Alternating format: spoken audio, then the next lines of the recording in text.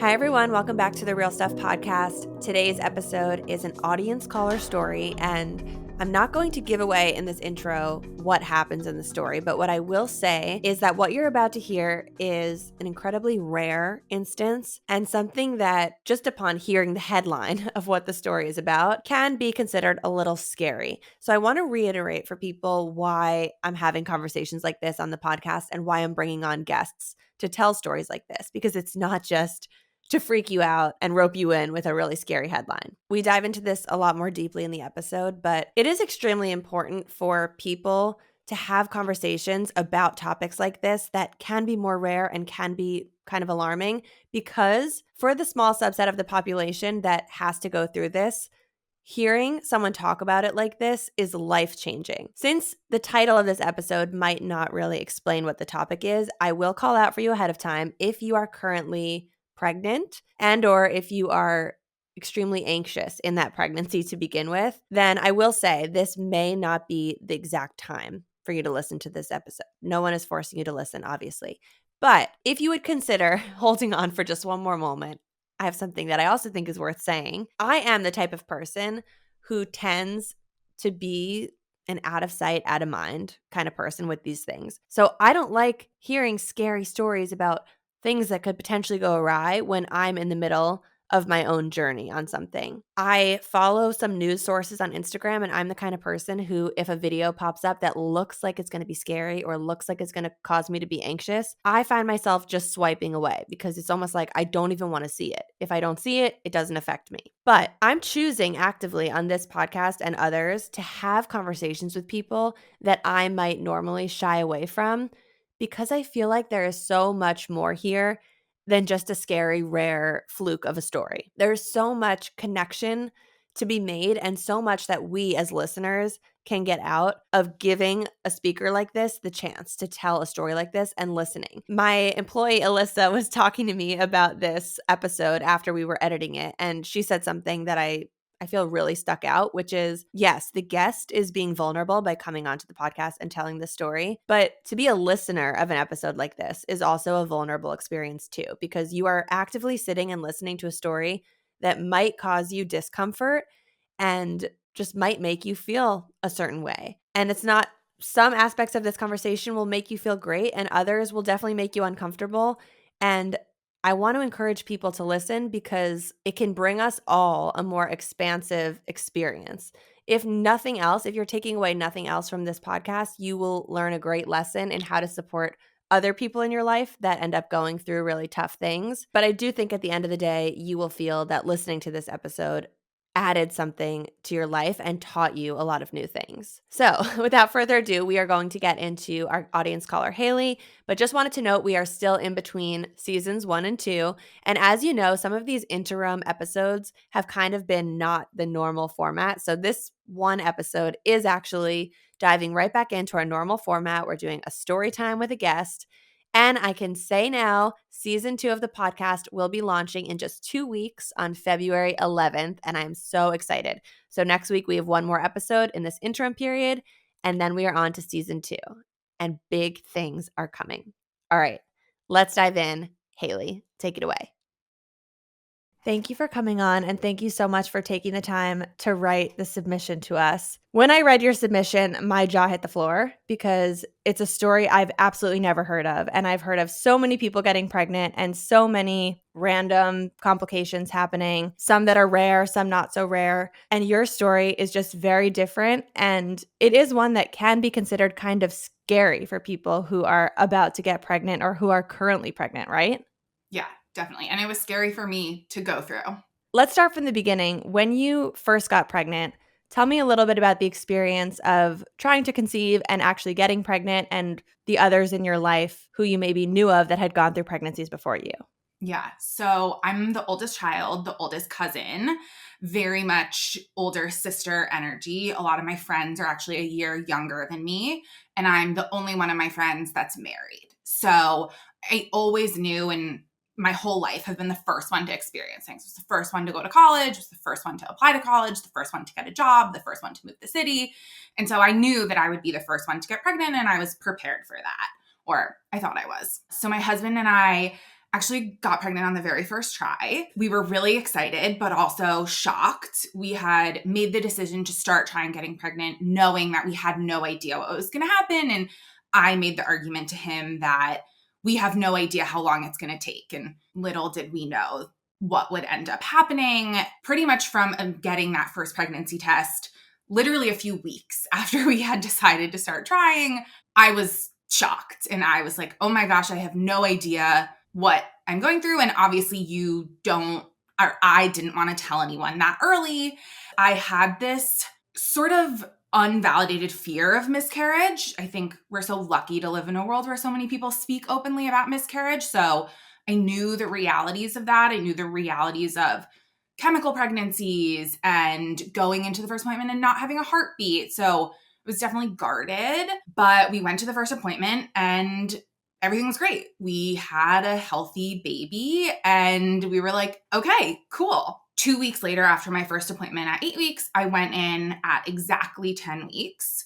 I knew about NIPT test. I had learned about that from some of the Facebook groups I was in, and I'd seen lots of conversations about when you do that. And a lot of people had said they don't do it until 11 or 12 weeks. So we had spoken about if we would do that test and sort of agreed that we would do it, but weren't totally sure. And I remember at the end of the appointment, they were kind of like, okay, do you want to do NIPT? And I was like, I guess, like, sure. Just to sort of jump in for people who aren't as familiar with pregnancy, NIPT stands for non-invasive prenatal test. My understanding is that it's at 10 weeks. It's been 10 weeks for both of my pregnancies. It is a test that gives you a bunch of information about various chromosomal abnormalities, most notably Down syndrome, but also some others, and also is when you can find out the sex of the baby. Yes. So we were not planning on finding out the sex of the baby. That had always been our plan, that we wanted to be surprised. And so I think that is also plays into these early days of our decision. I know a lot of people are really anxious to get the NIPT because they want those gender results. We didn't want that. We actually didn't report the gender on our NIPT. And so we really weren't anxious to get this test done. And again, knew that Down syndrome was an option, had heard maybe of trisomy, didn't know what it was, really had no idea that in actuality, the majority of NIPT chromosome abnormalities are not viable. Down syndrome is viable. You can have a healthy baby and a healthy living child. Most of the others you cannot. We had talked about what we would do if we had a baby with Down syndrome. I think we were prepared to have a child with Down syndrome if that happened. But I also knew how relatively rare that was. And by the way, how old were you during this? I was 30. Okay. And I only ask that because certain genetic conditions or certain chromosomal conditions have a higher percent chance as you get older. Something that I didn't know that I found out later, and this is my experience and what my doctor told me, is that typically the NIPT test takes anywhere from 5 to 10 business days to come back. So a full 1 to 2 weeks. My doctor told me later that when the results are abnormal, the company that I did NIPT through, which is called Natera, expedites those results. So when they flag something that's concerning, they get expedited. That's important because my results came back only 3 business days after, which is pretty fast. I got the test done on a Thursday and ultimately got the call on a Tuesday.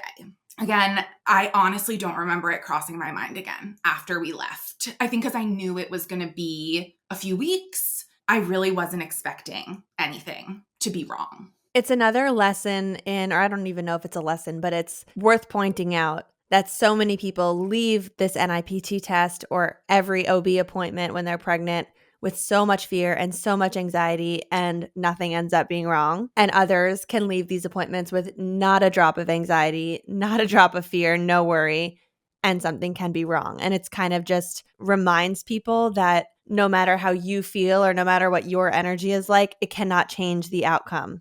Yeah, absolutely. All right. So Tuesday comes around. What happens? So I work from home full time. So I was working. I remember this moment incredibly vividly. I was sitting on my couch. I got a call out of the blue from my doctor. And I think something else that people don't tell you when you're pregnant is that the mental load of the doctor on the carrying person is a lot. Ultimately, it was my body. So I was the one who had to take the calls, had to make the appointments, was getting the phone calls out of the blue. I have been really lucky. I've never even been in the hospital before this. I've never had any medical experiences. So I didn't even really know or think about the fact that usually the doctor calls you when something is wrong. And so they called me, and I don't remember what they said, but they ultimately told me that our Natera NIPT test came back high risk for a condition called triploidy. It's important to know that Natera is the only NIPT company that tests for triploidy. Because of that, it has an 89% false positive rate.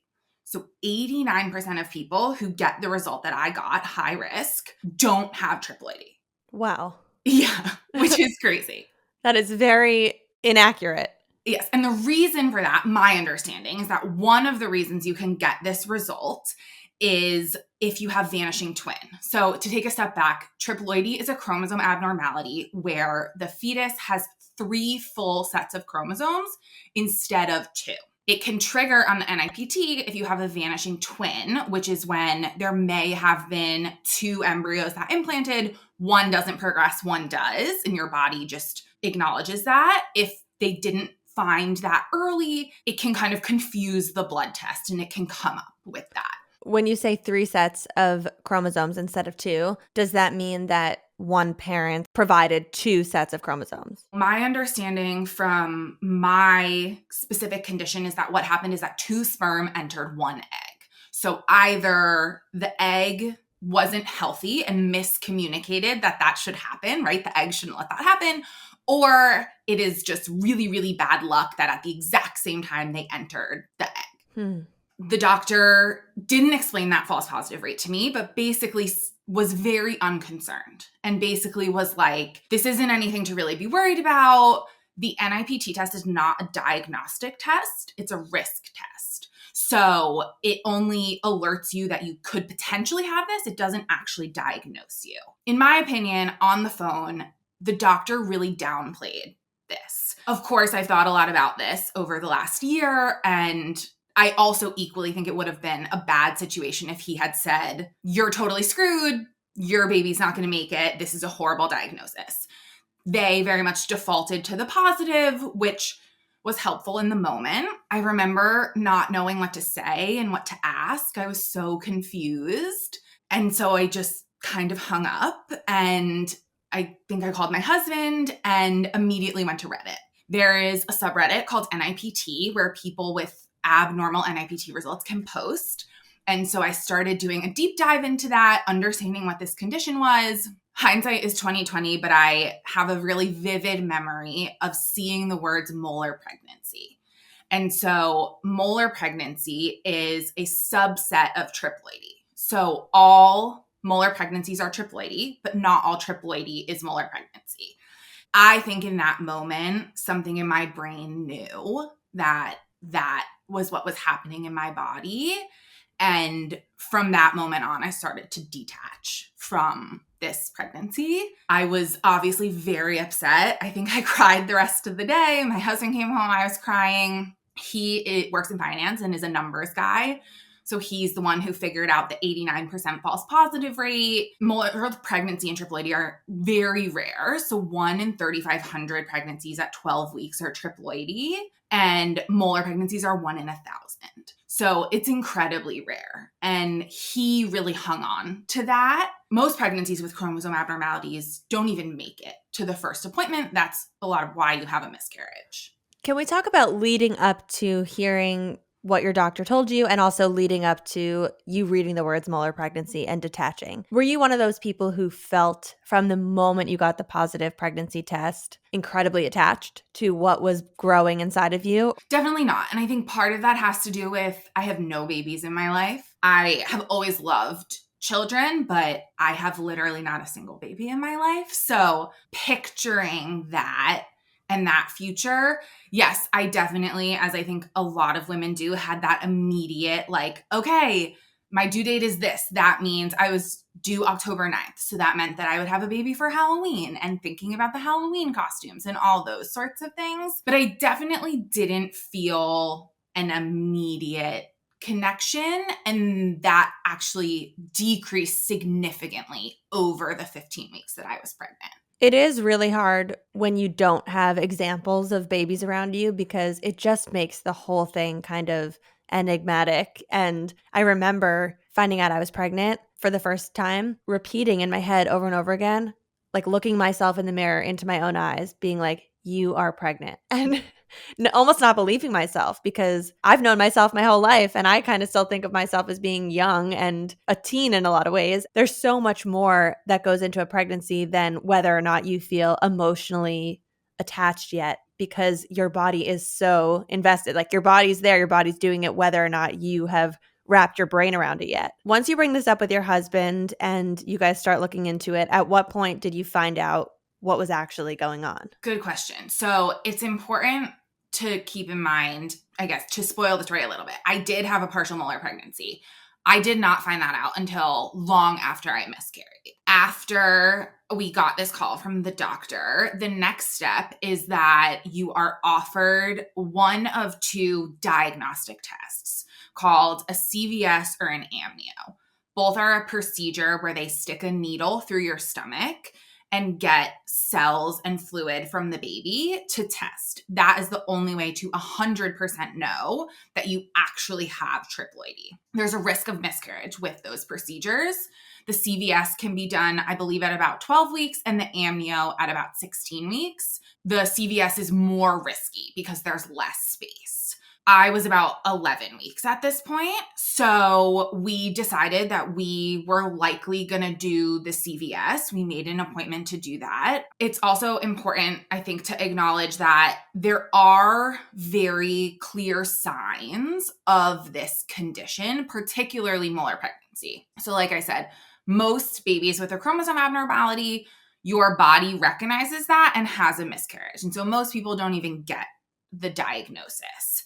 My body didn't do that. However, the baby at this point was growing perfectly, had perfect growth, perfect timing, heartbeat, everything. That is one obvious sign that something is wrong because triploidy, again, is not viable. Babies cannot be born living. Very, very few are. And if they are, they have significant deformities and cannot live outside the womb. Because everything was looking good, the doctors felt like everything was going to be okay. And so we basically just had to wait until we could go in and do this CVS and hopefully get the diagnostic test that would tell us we were within that 89% false positive, and we would move on. So correct me if I'm wrong with the timeline here, but you get pregnant, you have the healthy heartbeat, you have the NIPT test, there's maybe something wrong. Your doctor tells you not to worry. You go in, the heartbeat's still strong. Mm-hmm. So now you're like on this roller coaster. It's viable, it's not viable. Wait, it's maybe viable. Okay, now I'm going to do the amnio and the CVS. Was this just like a complete roller coaster ride from start to finish? Yes. At about 11 weeks, I really started to kind of black out, and it's hard for me to remember what happened. We did ultimately decide to tell people, our close friends and family. We made the decision that we would tell people who we would want support from, and that was absolutely the right decision. I told my work, we told our families, we told our friends. And it was really hard having to say, hey, we're pregnant, but by the way, we have these test results and we don't know what's going to happen. We also had to have really serious conversations about viability and termination and what we would do. And we decided that we would not terminate with a heartbeat without a confirmed diagnosis. So if we had gotten a confirmed diagnosis from the CVS or amnio that our baby did have triploidy and they still had a heartbeat, we would have chosen to terminate because that is not viable. It's unsafe. It would have been unsafe for me. Ultimately, we did not have to terminate with a heartbeat, and I'm thankful for that because I think that decision would have been really hard, but it was a test on our marriage to have those really serious conversations. So after the CVS and the amnio, what do those tests tell you? So I went in for the CVS at 12 weeks. Was very nervous. The idea of having a needle stuck through your stomach is not pleasant. My doctor ultimately decided that he didn't feel it was safe. He found that my placenta was in the front and he didn't think there was enough room to get in. The risk of miscarriage is if the needle nicks the baby or the placenta. So he didn't feel comfortable doing it, which I really appreciated. In hindsight, I wish we had gotten a second opinion. And that is something that was really hard through my experience. Like I said, don't know anyone who's ever been pregnant. It was really hard for me to find an OBGYN. I didn't have anyone to ask. I didn't have anywhere else to turn. So 12 weeks, we still have a heartbeat. We still have great growth. Go in for the CVS. They can't do it. And so we're like, okay, wait until 16 weeks, which is a pretty long wait at that point. It's a whole month. Yeah. Yeah, a pretty long time. Again, when you're supposed to be making this transition, we had planned to announce on social media, all these things. And all of that ultimately kept getting pushed back because I said I didn't want to do this until we knew for sure. This was also coupled with the fact that my doctor is Jewish and would be celebrating the Jewish holidays and was going to be out of office when I was 16 weeks. So I had to wait even longer to 18 weeks. Wow. Yeah. So we waited. Then at 14 weeks exactly, I was on a work call. I got up after the call. I went into the bathroom and I started bleeding. I had a little bit of blood. And obviously that was very scary. It was a very small amount. I called the doctor and they said, okay, no problem. Come in tomorrow. I also want to take a step back and note, because it's important for the future of the story, I was very sick at this point. I was really, really nauseous, could barely get up, felt completely not like myself, just felt absolutely horrible. And I started to feel really weak. Like, oh my God, everyone else goes through this and I can't even, how can I not get through this? I thought I was a strong person. How am I not able to do this? Come to find out later, a symptom of molar pregnancy is that you are very sick because you have incredibly high HCG.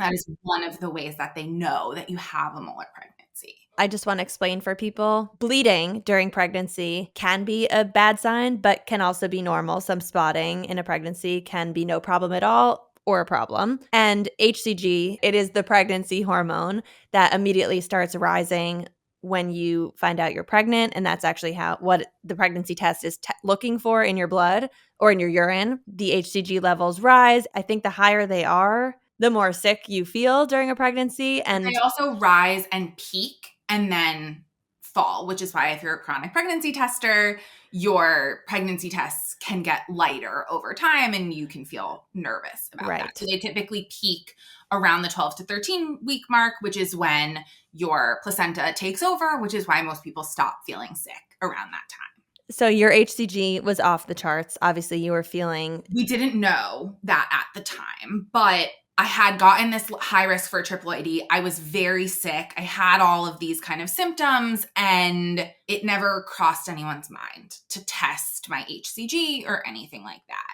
So I started bleeding. I went into the doctor the next day. It was a Thursday, and got an ultrasound. Baby had a heartbeat, but growth was slowing.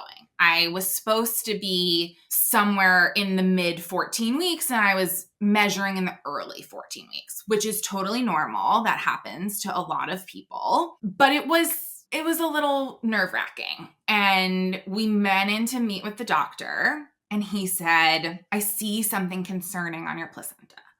And I said, what do you mean? And he said, I'm not really sure. And I said, okay.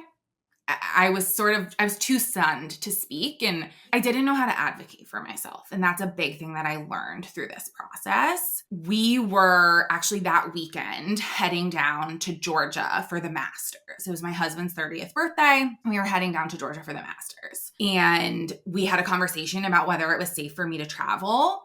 We had a conversation about whether it was safe for me to travel to a state that may or may not be able to provide the level of care that I needed if something were to happen. And ultimately we decided to go. So we went on the trip to Georgia, and that night, Friday night, I got a migraine, and I was in a place I didn't know. It's not like New York City where there's 24-hour CVS's.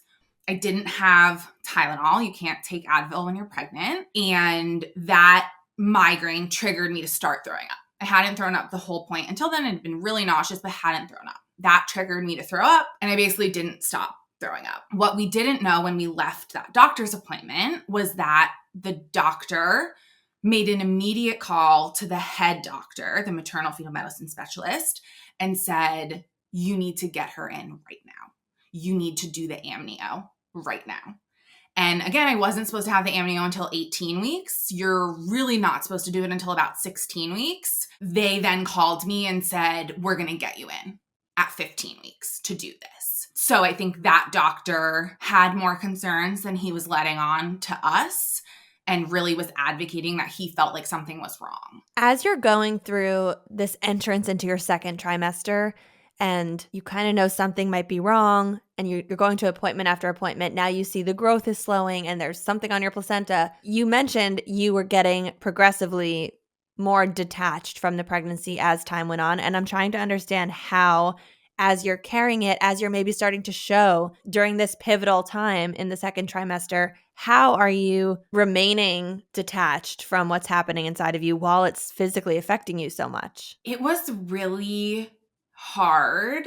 I bought one thing in this whole 15 weeks. My husband kept saying, do you want to go look at strollers? Do you want to do, let's wait. I really didn't want to get my hopes up. I also was so physically unwell that I think it was really hard for me to think positively. On that plane ride down to Georgia, I actually listened to the audiobook of the book Spirit Babies, which I know a lot of people in the trying to conceive and pregnancy journey listen to. It's an amazing book about connecting with the spirit of your future baby. And I remember trying so hard to connect and so hard to feel any sort of connection. And I just was so scared and nervous. And I think I knew, and the further you go along in pregnancy, the harder a miscarriage gets, I think. And so, yes, part of me was like, every day, every week I continue to be pregnant, the more likely it is that everything is okay. What ultimately ended up happening to me is a 1 in 10,000 chance. It's easy to think that's never going to happen to me. That's such a small chance that that'll happen. But it's also really hard to think positively when you have all of these really horrible things swirling around. So before we go to the migraine and the throwing up and this doctor saying you need to take this girl and do an amnio, whatever happened with the light spotting or the bleeding? It stopped. It was only for an hour or so. It turned dark red, which they say is old blood. I do believe that is also an early sign of, obviously it's an early sign of miscarriage, but it's an early sign of molar pregnancy, that kind of is what can happen. I think that became the least of their concerns. It stopped and everything was totally fine. Okay, so at what point do you get in to the maternal fetal medicine doctor? 3 days later, so Wednesday of the following week, I was exactly 15 weeks. I turned 15 weeks I turned a new week on Wednesdays. So I was exactly 15 weeks. It was actually so crazy. Our OBGYN has multiple offices. And so we went to the office, the sort of head office that was closest to the hospital. They actually pulled the doctor out of the hospital to do this. So I think he had probably been on shift overnight delivering babies. And they had us in before they even opened at 8 a.m. They pulled the doctor out of the hospital. We go in and, there's no one there. It's just us. We had been to this office multiple times since then because it's the head office, the most elevated office. And I remember it being a little frantic. Like they were trying to find the doctor because he wasn't there yet. And I'm sure who knows what he gave up at the hospital to come see me. And he sort of rushed in the door and was like, okay, let's do this. And so we go into the back of the ultrasound room and I lay down. I noticed that the ultrasound tech wasn't there. Again, it was early. They weren't open yet. And so I think she was just running late or had forgotten. The doctor takes the ultrasound thing, sees the baby. Okay, great. Goes over to start preparing the needle. The ultrasound tech comes in and takes hold of the ultrasound and looks at it, and the room just goes quiet. And I think she maybe said, like, doctor. He looks at the ultrasound, and the moment that no one will ever forget, he kind of comes around the table and he says, I'm so sorry, but this pregnancy isn't going to be the one that gives you a baby. Unfortunately, there's no heartbeat. So the baby had passed in those 5 days since I had last been in. I think that is why I got so sick that weekend. And my immediate reaction was, okay, I knew this was coming. They were so kind to us and they were so warm, and they took us out. And I had actually seen something on social media about this, I think early in my pregnancy, but if you've never been through it, I don't think you can understand. They said, we have another waiting room where you can go to, and they call it the other waiting room. So you don't have to sit in the waiting room with the healthy pregnant people. So they brought us to the other waiting room, and we were able to have a moment, just the two of us. This is like the hardest part to talk about. That was like the worst moment of my life. Like the look on my husband's face, I will never forget. And we just cried together for a few minutes. And then they came in to explain to us what would happen next. The doctor sat down, and they were so kind and warm. And he explained that because I was 15 weeks, I had to have a D&E, which is a dilation and evacuation, which is an elevated version of a D&C, which is a dilation and cartilage, which is what I think most people commonly know of as what you have when you have an abortion or a miscarriage. I didn't know that is a surgery. You are under anesthesia fully. I had no idea. And he explained to me that he doesn't do D&Cs. And in fact, D&Es are an even more skilled procedure, and not every doctor does them. They had a partner at the hospital who does them, and he was going to refer me out to that partner who would then do the procedure. Wow. First of all, I'm so sorry that this is something that you went through. Hearing you talk about it and hearing the shakiness in your voice and tears, obviously there's more to the story that makes it even harder. But at this point, hearing you say that your first thought was, I knew this was going to happen, it almost makes me feel like your whole journey from the moment that the NIPT test came up with something abnormal was almost like you're just going through the motions of pregnancy, but you kind of know something's coming and it's a ticking time bomb as to when it's going to hit. And it almost makes the grieving process harder, because when it does happen that the pregnancy is gone and that the heartbeat is gone and the baby has passed, I bet you there's a part of you that's saying, well, I didn't even feel the connection. It's almost like trying to make you feel better, reminding yourself that you weren't connected yet, but there's some connection there because it's your body building a baby. Yeah. My healing journey that I think we'll get into is like reconciling, like, who was this baby? Who was this soul? Were they meant for us? Will they come back to us?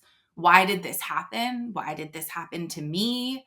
That definitely wasn't immediate. And I think now you see why I said that I think my brain was preparing me this whole time. And so I didn't cry immediately when they said that, which was actually really kind of surprising to me. It wasn't until I saw my husband crying that I started crying. In those immediate moments, I was also mostly concerned for myself. I've never had surgery before. I had no idea. We were 30 years old, which is old, but also young. Like, we have never ever experienced something like this. And you're like, who's the adult here? Like, who's the person in charge that's going to tell me what is going on? Right. So how quickly did they take you in for this procedure? Yeah. So we went home that day. Obviously, I don't really remember what that day entailed, but they basically told me the office of this other doctor will call you and they will do the next steps. They told me that I would have to do a pre-appointment the day before the procedure. And remember, this is Wednesday. So I knew that I needed to do that pre-appointment on Thursday because I had to have this surgery on Friday, or I would be living with this dead baby inside of me for the whole weekend. And I was not willing to do that. I went home and I remember just like, I had my phone waiting for this call and they never called. And so I called my OBGYN back and they wouldn't give me the name of the doctor for some reason. I don't really know why, but I had remembered that they said Dr. F. I remember it started with an F and they just kept saying, they'll call you. And they didn't call me. So I am Googling Dr. F at the hospital that I knew I was going to go to. I found what I thought it was and I called them, and turns out there had been maybe they had written my phone number down wrong or something. They were like, we called you, you didn't answer. I'm like, you never called me. I'm sitting here waiting for your call. So thank God thank God you were being proactive and found them. Yeah. And so they scheduled me to come in the next day. On Thursday evening for my pre-appointment and then for the surgery on Friday. I had taken the days off work. I had let work know I'm going to be out. I'm not going to be in. So we sort of had those days to process and do what we needed to do and prepare for this surgery that I was going to have.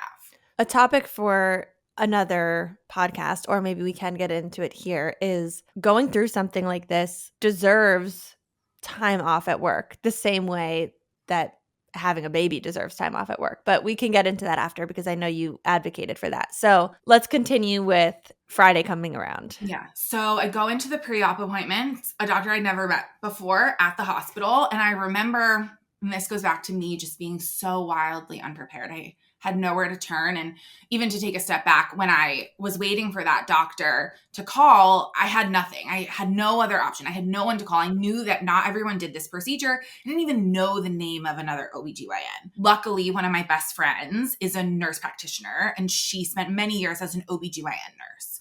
And so I texted her and I said, do you know anyone who does a D&E? Can you help me find someone who does a D&E? Because I have nowhere to turn. I have to do this and I have no one to ask. And ultimately I did get in contact with them, but she was able to find me the name of someone else who would have been able to help me. So I remember sitting in the car on the way to this appointment and Googling what was going to happen.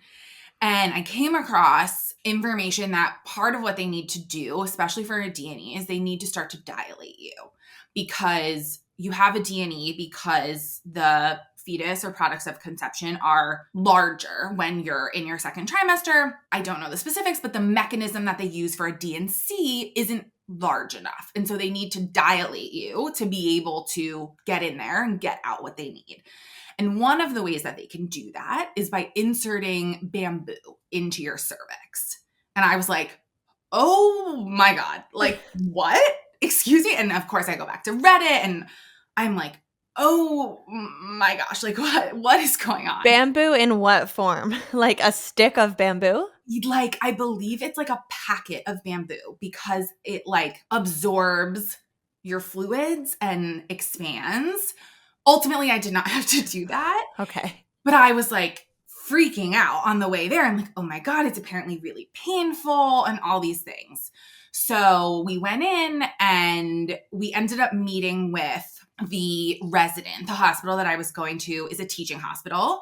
And that ended up being like the biggest blessing of being there. I also have a friend who's a resident. So I'm very receptive to that and open to that. And the resident we ended up meeting is like the angel sent to me in this process. I like connect with her so deeply and I deeply look forward to seeing her again, hopefully. And so, they took me in, they explained what was going to happen, and they gave me a pill to start the dilation process and basically let me know that you can't eat 12 hours before the surgery. So I would have to fast. My surgery was at 3 p.m. So I had to fast during the whole day on Friday. And, they would come in and we would do the surgery. I went home and I didn't feel anything. They also gave me a prescription for Zofran because I was incredibly unwell. A fact that you will really like is that this was the Thursday night that at midnight Tortured Poets Department came out.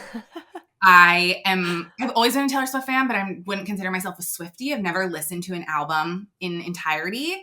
But that night I was so unwell. I couldn't sleep. I was incredibly uncomfortable. So I put in TTBD and I listened to the whole album while I couldn't sleep. I love that for you.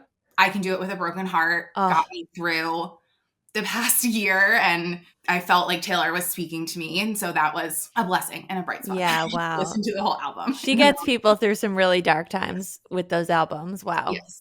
So I woke up. My husband actually woke me up at the last moment that I could eat and was like, you have to eat something because you can't eat again until after. And then on Friday, we went into the hospital, and I had a lot of conversations with my husband about the support that we would need.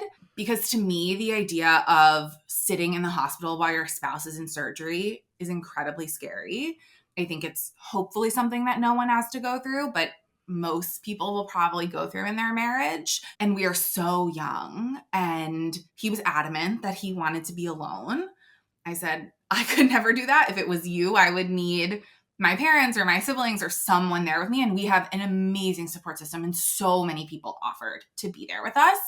And he said, no, I want to be by myself. And I said, okay, that's your decision.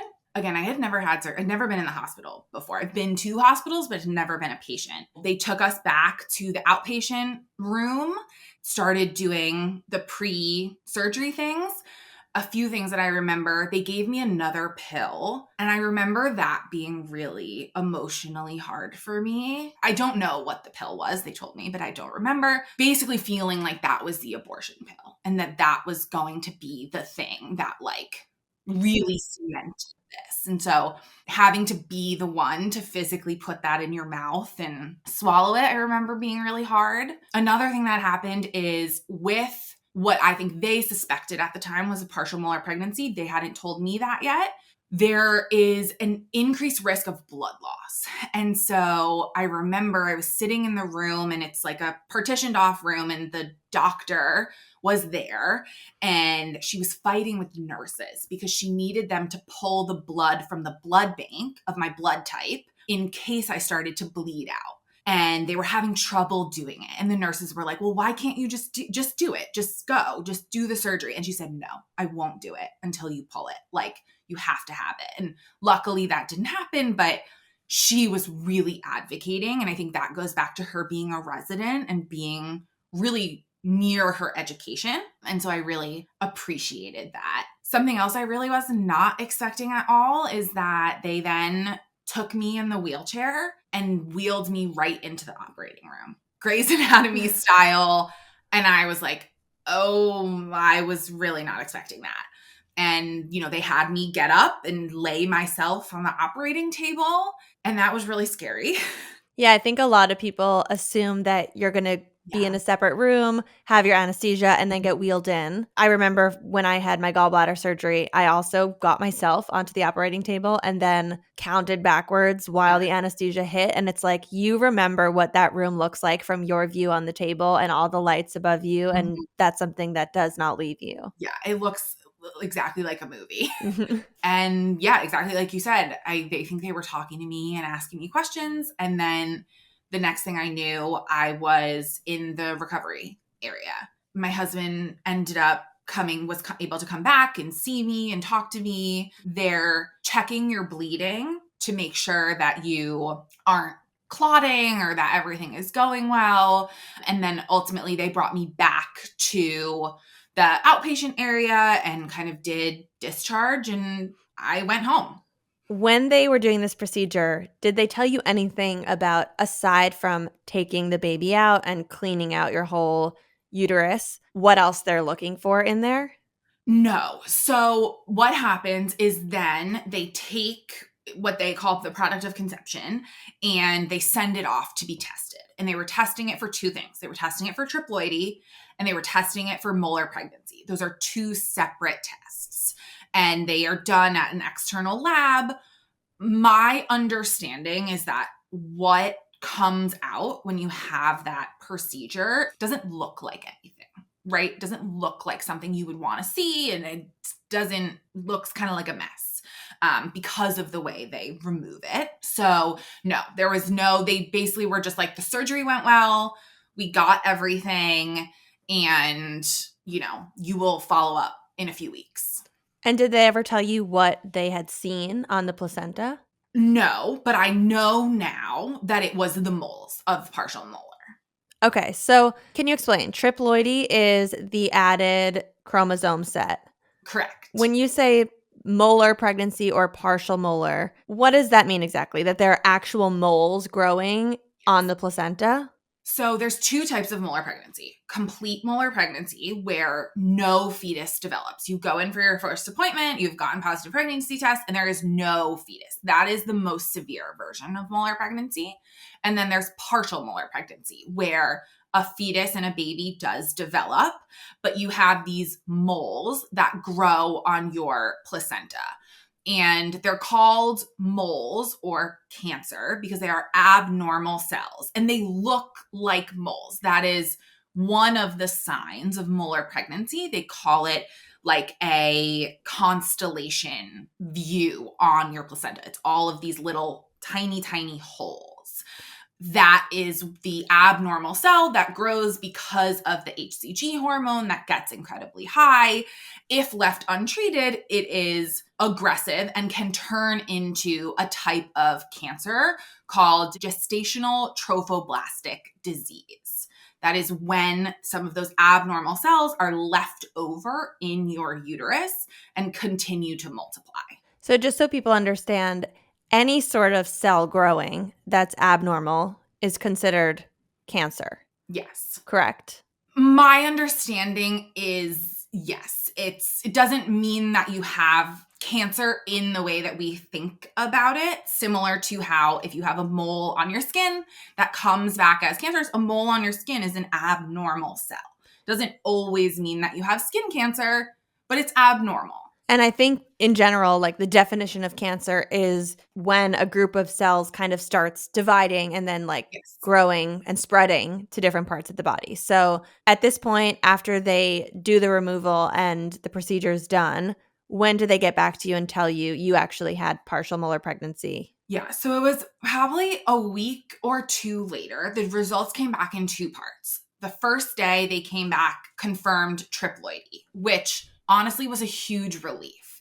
Because if it hadn't been triploidy, Yes. we would have been like, what the heck just happened? Absolutely. So we were like, oh, thank God. Thank God it's triploidy. We knew it was this whole time. Like, honestly, I felt really positive after that. I was like, okay, great. Like, we have this answer. There's no way I have molar pregnancy. Like, this is like a crazy rare thing. I didn't have any of it's always caught on ultrasound. I didn't have any of that. And the next day it came back, the results from the hospital, that it was confirmed partial molar pregnancy, which was devastating. And it's devastating because not only does that mean you have a risk of cancer, it also means that you can't get pregnant again for an extended period of time, because partial molar pregnancy comes with a relatively long treatment protocol. When you have a miscarriage or a birth, which I've never had, your HCG drops relatively quickly. And the way that they track molar pregnancy and the potential growth of these abnormal cells after you've had your miscarriage is through HCG. If your HCG continues to rise, they know that the cells are continuing to grow and you then need to go into chemotherapy. So it's very treatable, but the way that they have determined that you treat this is that you follow a strict protocol of having your HCG tested every single week until you reach 0 HCG. And then there is a range of recommendations on how long after that you have to continue to wait to confirm that your HCG doesn't continue to rise. When you say you have to wait a relatively long time before getting pregnant again, how long are we talking? The resident at the hospital, who is the one who first called me about the molar pregnancy diagnosis, said 1 month. And like I said, I really trusted her. I trusted her that she was very new in her education and very up to date on what was going on. But over the course of the coming months, I met with actually multiple different doctors who told me everything from 1 month to 6 months. So at what point after you find out what it was, are you able to determine that you are cancer-free? So it took me 11 weeks to reach 0.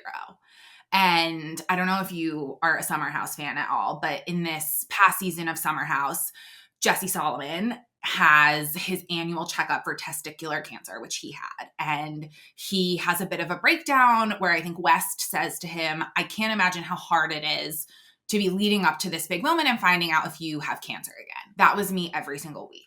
Getting a call. Yes, your HCG has risen. No, it hasn't. So every single week I had to go to my OBGYN office, the same one that I went to every appointment, have my blood drawn, wait 24 hours for the results to come back, wait for them to call me and give me the number. The science says that you have to have a 10% drop every time to be counted as lowering HCG. If you don't have 10%, it's like a yellow flag.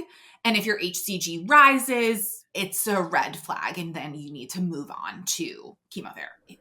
So yours continued to drop. Yes. Thankfully. Luckily, I never had any rises. Mine dropped, but it took 11 weeks. So my first HCG draw was in the middle of May. And I ultimately got cleared that I was at 0 in the middle of July.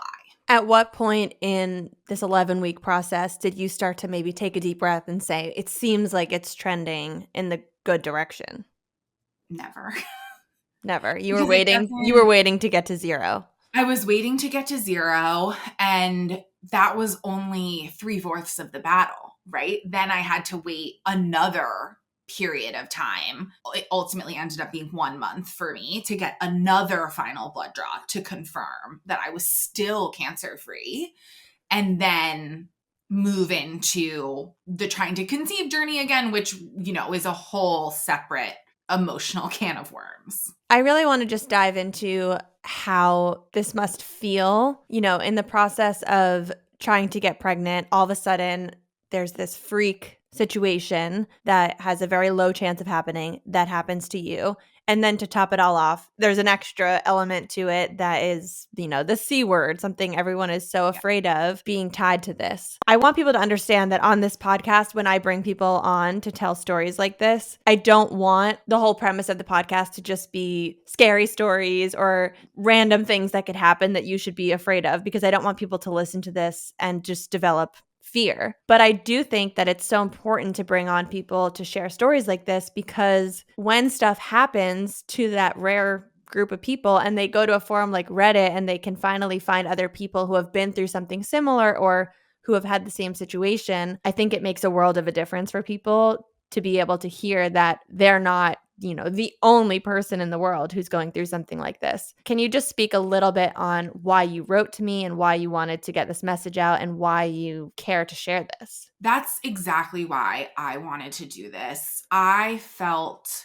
so alone and I had nowhere to turn. And there's actually an incredible Facebook community for people who have partial molar pregnancy that I didn't find until after I was diagnosed. Like I said, I had no idea what NIPT even was. And I'm a listener of your podcast, and I can't help but think if I had heard this story like this, I would have known what questions to ask. It would have informed my decision to do the NIPT. I wouldn't have made a different decision. I'm so thankful that we had this test and it happened to be the one that tests for triploidy and we had all of that information, but I had no idea. I had nowhere to turn, no friends who had gone through this, no community. And I just hope that people who are listening to this can know if they are starting the trying to conceive process or are in their pregnancy, not to be scared, because it is so incredibly rare. And what happened to me is a complete fluke accident. There's nothing you can do to control it. There's nothing you can do to stop it. It is truly just horrible, horrible luck. But I wish so badly that I had known that this happens to other people. There are places that you can turn, and you really need to advocate for yourself and turning to places like Reddit and like Facebook, if that's all that you have to do, is okay. To the extent you're comfortable sharing, can we dive into the money a little bit? Yeah. Before insurance, my total medical bills for the year are $86,000. My D&E was $20,000. Out of pocket, I've paid about $3,000. Thank God for insurance. Yes. I mean, that's just a lesson for people who are preparing. Obviously, you can't plan for certain accidents in life, but if you are preparing for a pregnancy or something that's more elective and you do have insurance, to bump up to the highest plan you can, because you never know what's going to happen. Yeah. And we're so lucky that ultimately it wasn't a major financial burden for us. I think so often about the women who go through a D&C or a D&E for whatever reason, who it is a surprise to. And they, I didn't have a choice in doing this, but I have great insurance. I think there's so many women who don't. And I can't imagine getting a bill for $20,000 after what you've just been through. You mentioned having a really strong village around you and parents and family and whatnot. As you're going through something like this, how were people showing up for you? And is there anything that you kind of wish had been done for you that wasn't done? Like, how would you encourage people to show up for someone in your situation? It's so hard. And there's so many conversations about communicating around miscarriage.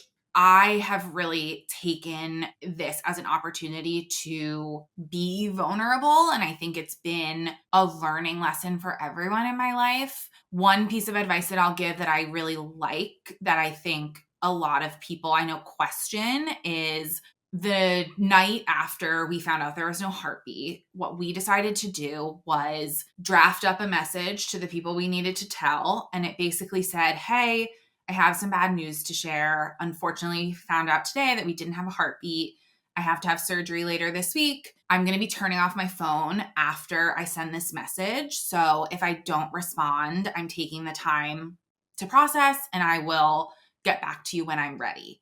And I sent that out to my friends. I asked one of my close friends to communicate to the rest of my friends. I told my mom, I asked her to communicate to the rest of the family. And then I turned my phone off and I wasn't getting notifications because I think you don't know when those messages are going to pop up. And I wasn't prepared to, I wanted to choose when I processed those. We got a lot of flowers. We got a lot of cookies. People asking about it and checking in is really the best thing. I think similar to when someone has a baby or goes through another kind of loss, setting a reminder in 1 month, 3 months, 6 months to follow up and say, I'm still thinking about you and I'm still thinking about this, is really, really helpful. What happened when October 9th came around?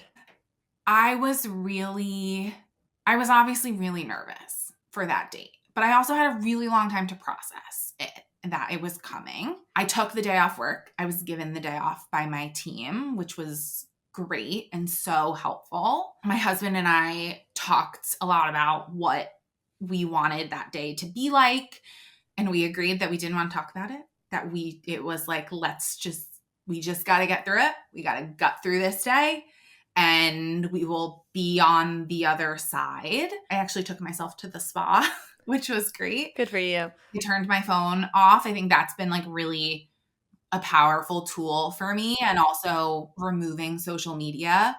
Another interesting fact is that my birthday was on Mother's Day this year, a month after I had miscarried. So I deleted all social media for that weekend, and really knowing what I needed and like giving myself the space to honestly be selfish and not respond. I didn't text my mom on Mother's Day. I couldn't do that. That wasn't something that I was in a place to do. And I think my mom understood that. I wasn't in a place to engage in conversations on my due date. And I think people understood that. Wow. I have so many thoughts here, but I did want to ask you if you're comfortable sharing. You mentioned that you bought one thing. What was that?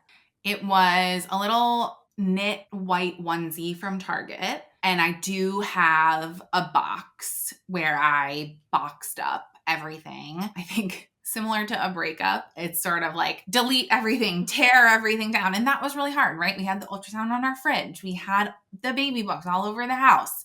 And so really quickly, I collected all of those things, deleted all the apps off my phone, and put all of those things into a box that is in my closet. Now that your HCG is 0 and you're thankfully cancer-free, where are you guys in the trying to conceive process, round 2? I wasn't sure if you were going to ask me this, but I will tell you that I am pregnant again. Oh my gosh, I'm so happy for you, Hailey. Thank you. How far? I'm 12 weeks today, actually. We just got our NIPT test results back and they are low risk. Oh, it's such a blessing.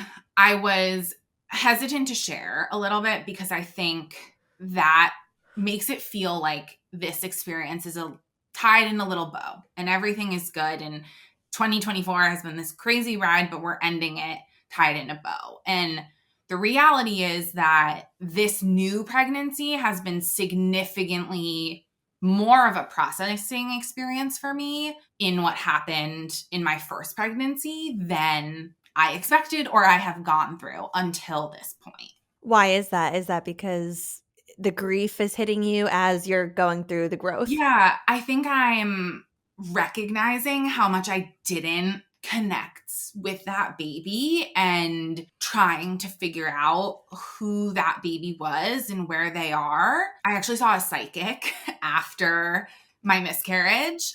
And I saw her because my mom had seen her a few months before. And when my mom saw her, she called me after and she was saying, and my mom didn't know I was pregnant yet. And she said, the psychic, when she was talking about you and, she talked about all 3 of my mom's kids, she immediately said, there's someone holding a baby.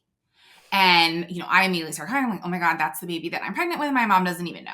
And then my mom said, but she also said there's someone in the background holding another baby. Is someone else? Do you is this friend of ours pregnant? Do you know? I was like, I don't know. That's so weird. It must be someone else. And I think I now understand that those were my 2 babies. And I personally believe through my own spirituality, the Spirit Babies book, this psychic, that the soul of that first baby is going to come back to us. So we have not grieved that baby as someone who we will never meet again. Mm-hmm. Yeah, and it's interesting for you to kind of feel in your bones that this baby that you're carrying now is actually not that other baby. Yeah. Yeah. It's not like you feel like, oh, they came back around, here they are, this is them. It's someone new. Yes, definitely. And I think in some ways I do feel more connected to this pregnancy. Part of that might just be recognizing the experiences. It's also been a lot slower. You can imagine that the first weeks were really scary. The idea of having a second miscarriage, no matter what kind of miscarriage it is terrifying. It's been just really interesting to process a new pregnancy alongside this experience that I really thought I did do a lot of work to process emotionally. And I thought I had done a really good job sort of until I got to the point, and I knew that any new pregnancy would bring up a whole new slew of experiences. I just want to hear a tiny bit about what you were able to advocate for at work. Yes.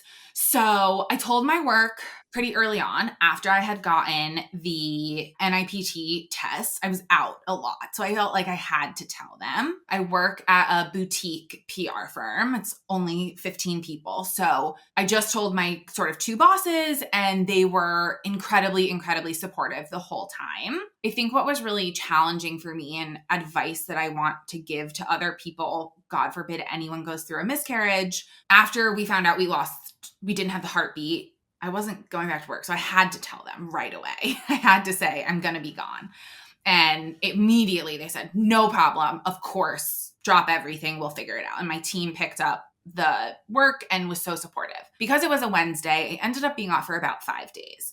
I think that's the minimum amount of time I would recommend anyone take off after a miscarriage. I definitely felt ready to go back to work on that Monday. I felt like I had to do something, but I also had no idea what was to come. And the reality was I was looking at my sick days and I was looking at my vacation days and seeing them dwindling, potentially knowing that I had this cancer diagnosis looming. I didn't feel like I could ask for more time off. I didn't know how to ask for that. I didn't know that it was appropriate to say, I don't have any sick days left. Can I take more time? I have an amazing relationship with my boss, and she is so welcoming to listen to me. And so over the summer, as I was coming out of the grief and really starting to feel this pull to help other people and make some sort of impact from this horrible thing that happened to me, I really felt like I needed to create or advocate for some sort of policy or support at our company. And the team ended up adding a reproductive loss policy, which actually covers everything from stillbirth to miscarriage to failed reproductive procedures. So failed IVF or anything like that. And it's 5 additional days off that you can request at any point in your healing outside of vacation days and sick days. And you can actually take that multiple times a year if you happen to experience multiple losses in a year. That's incredible. Congrats on starting that. And really, I'm sure so many people are going to hear this and say, I'm taking that to my company immediately. Yeah. And you actually can, look into it, but FMLA actually does cover miscarriage. I think the challenge is that in that moment, I wasn't in a place to be saying to my boss, can I activate my family leave policy? Like, I had no idea what that was. For anyone on the other side who is a support person to someone who has gone through miscarriage, I think advocating and letting them know that it's okay to ask. One last question, just to kind of cap off your lesson from this, and I guess what you take away. How do you reckon with the fact that this extremely rare 1% chance or less happened to you? And how do you square that away with other things in life that you might be afraid of happening to you, but you think that's so rare, it's never going to happen to me? Does this make you a more anxious person? Does this actually make you less anxious? I think what I take away personally is you're stronger than you think. In April, I never thought I would get here. I didn't think I would survive my due date. I didn't think I would survive the summer. I didn't think that I could survive any of this. And I have proven to myself that I'm strong. I think, unfortunately, in life, everyone goes through an experience like this, whatever it is, some deep, whether it's your parents getting sick or your grandparents dying or whatever it is. Part of me feels lucky to have gone through it so young and to now have this lesson, have this strength in my marriage that we have gone through this and we have come out stronger, because not everyone does. It really reaffirmed our values and our connection to each other. And I think for other people, I really feel that I have gained this knowledge to hopefully help people, whether that be my friends, making sure that they get the Natera test because it's the only one that tests for triploidy, or supporting them. And I'm a big Facebook group user, and being able to share my story with other people who are asking those questions, who have NIPT results that are questionable, being that like older sister to anyone who needs that support, because I needed that. And it's not that it wasn't out there, I just didn't know where to look. And here you are now on The Real Stuff, sharing your story with everyone. So Hailey, thank you so much for writing in and for coming on and telling the story so articulately. What an emotional roller coaster you just brought us on. And I am speaking for everyone listening when I say we are so happy to hear that you were able to get pregnant again and that you are just now entering your second trimester. So congratulations. I want to continue to hear about your healing process. And I'm especially interested in the spiritual connections and things to do with the psychic. Like, I would love to hear how you feel about the spirit of that first baby and if it does come to you in some way. Yeah, I'll be interested to see as well. I think part of it is I don't totally know. I don't think I'll know until I have the baby. I don't know how you felt with your kids. I do think I'll know. I think I'll know when that baby comes back to me. Yes. And I hope that they do. And I hope that they are going through the healing process that they need to go through as a spirit baby. The psychic told me it would be my second baby. So Okay. we'll see. There you go. Thank you, Hailey. Thank you for having me. Thank you so much for tuning in to The Real Stuff. I'm Lucie Fink. Don't forget to follow the show on social media at The Real Stuff Pod. And if you're liking these episodes, please head over to Apple Podcasts and leave us a written review. It helps the show so much. And if you're feeling called to come on the show, visit luciefink.com/apply and tell us your story. We'll see you next week for another intimate conversation on The Real Stuff.